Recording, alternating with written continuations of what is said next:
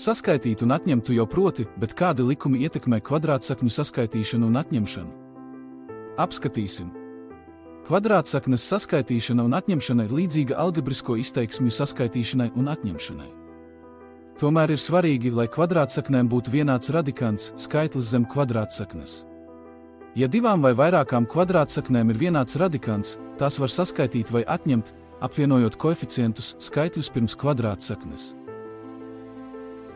Ja kvadrātsaknēm ir dažādi radikanti, tās nevar tieši saskaitīt vai atņemt. Kā šajā piemērā, kur radikanti 5 un 2 ir dažādi.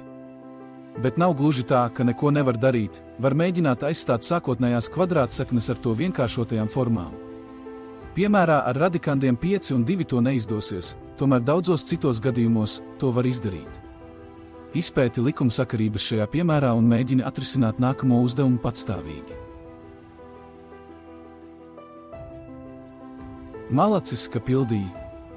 Kvadrātsakņu saskaitīšana un atņemšana ir iespējama tikai tad, ja tām ir vienādi radikanti. Saskaitot vai atņemot šādas kvadrātsaknes, mēs apvienojam to koeficientus, saglabājot kopējo radikantu. Izpratne par šo procesu palīdzēs veiksmīgi risināt uzdevumus, kas saistīti ar kvadrātsaknēm gan matemātikas teorijā, gan praktiskajos pielietojumos.